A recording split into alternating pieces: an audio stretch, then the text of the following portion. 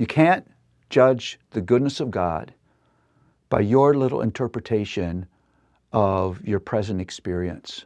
Because perhaps in that very difficult thing, God is doing something awesome.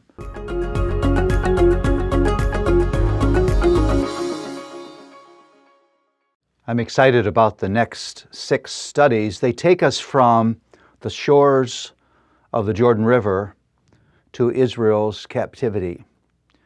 And I'm excited about these because this is way, way more than dusty, boring Old Testament history. You really do see things that will encourage your hearts, things that will leave you devastated and discouraged, things that are so awesome they're hard to take in, things that are humbling and convicting.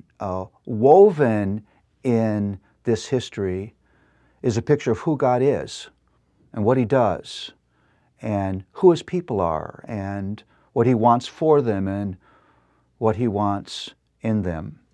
We start with Joshua. This exciting moment when Israel is going to cross the Jordan River into the Promised Land. And the thing that you're confronted with, which is a theme throughout the whole biblical story, is the massive difference between God's plan for us and our plan for our lives. Now think, God's about to fulfill this awesome promise that He's going to give His people a land of their own. I would sort of title Joshua, God gives, God's people get, because there's no way possible that they would ever be able to conquer this land on their own. They are utterly dependent on the goodness of God. But think with me for a moment.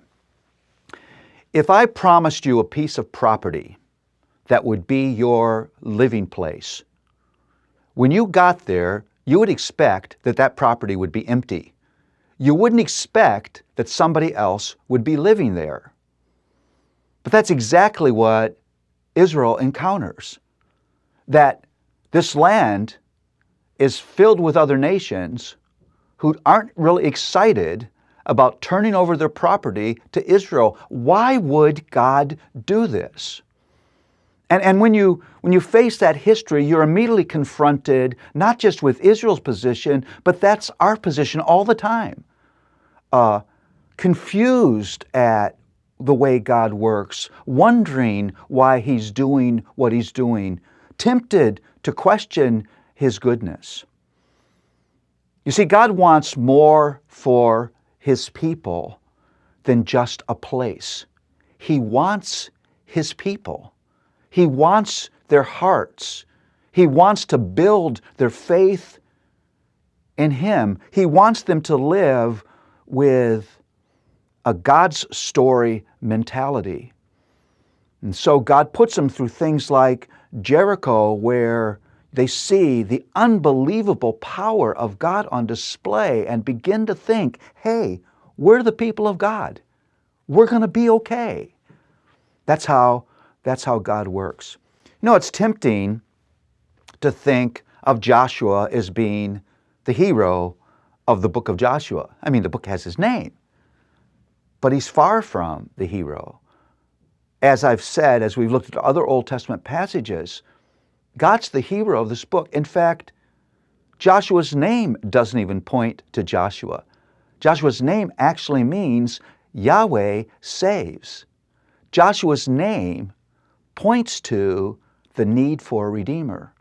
And that redemption is only ever found vertically. Nothing horizontally will ever redeem us. In fact, Joshua's name preaches the importance of the coming of Jesus. You know, today, God won't work the way you expect Him to work. He won't deliver His promises the way you expect. But take heart, you're not alone. That's always been the experience of God's people. You can't judge the goodness of God by your little interpretation of your present experience, because perhaps In that very difficult thing, God is doing something awesome, something you could never earn, you could never deserve, you could never achieve on your own. If you're God's child, you know. God gives, you get. That's the grace of the gospel.